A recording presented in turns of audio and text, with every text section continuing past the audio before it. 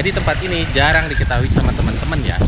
Lihat, ini air tawar keluar dari bawah mengalir ke tengah.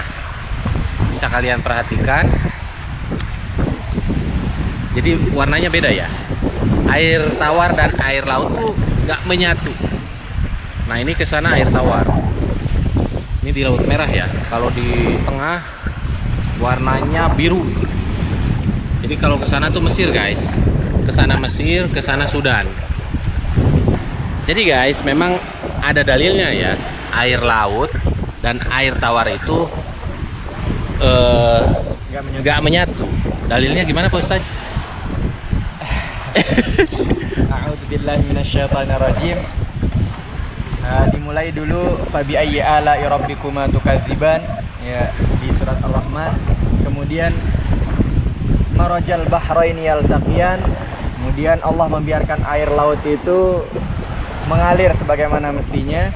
Kemudian bainahuma barzakhul la yabghiyan. Antara satu dengan yang lainnya itu tidak saling mengambil satu bagiannya. Masya Allah. Kemudian fabi ayyi ala'i rabbikuma tukadziban. Nikmat Tuhanmu yang manakah yang kamu dustakan? Kau dustakan. Semoga kita tidak berdusta atas nikmat Allah. Amin. Amin ya Rabb. Jadi dari sana warnanya lain.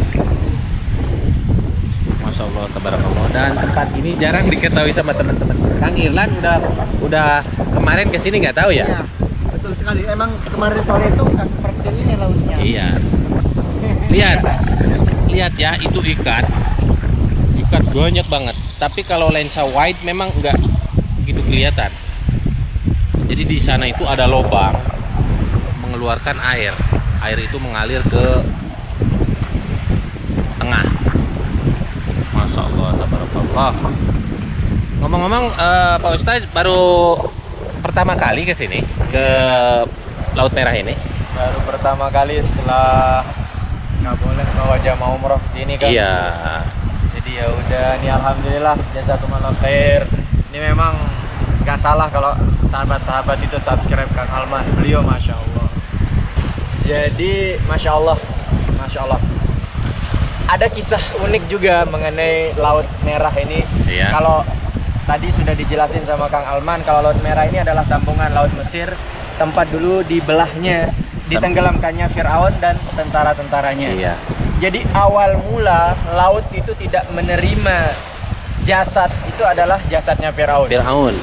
Subhanallah ya. Kemudian ada satu di antara semua tentaranya Fir'aun yang diselamatkan oleh Allah. Jadi ada satu yang diselamatkan. Jadi ketika Nabi Musa idrib bi'asakal bahar, katanya perintahnya dalam Al-Quran, dibelah nih, lari, kemudian Nabi Musa dikejar sama Fir'aun, di tengah airnya menyatu. Sama percikan air itu satu loncat ke atas, iya, ke pinggir Nabi Musa yang di seberang lautnya. Nabi Musa bingung. Iya. Jadi akhirnya yang selamat itu kemudian ditanya oleh Nabi Musa, kenapa Allah sampai menyelamatkannya? Akhirnya ditanya, si pemuda ini kemudian menjawab, saya tidak menyukai engkau ya Musa, saya tidak menyukai dakwahmu, saya benci semua aspek dalam kehidupanmu, tapi hanya satu yang saya suka, topi yang engkau pakai. Itu luar biasanya. Artinya apa? Benar kalau kita sering mendengar manjada wajada. Barang siapa yang bersungguh-sungguh dia dapatkan. Muslimkah, non muslimkah, atau apapun itu, artinya Allah tidak mau berhutang budi kepada hambanya di dunia. Akhirnya karena satu cinta itu, satu rasa suka itu, Allah selamatkan si tentaranya ini ke pinggir laut.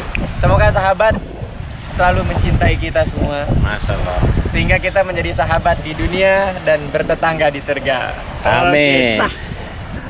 Ya, buat teman-teman siapa aja yang mau ke pantai Laut Merah, jadi kalian harus tahu nih, ada air tawar yang keluar dari lubang ini ya, ke sana. Dikirain makanan. Tuh, ikannya lihat.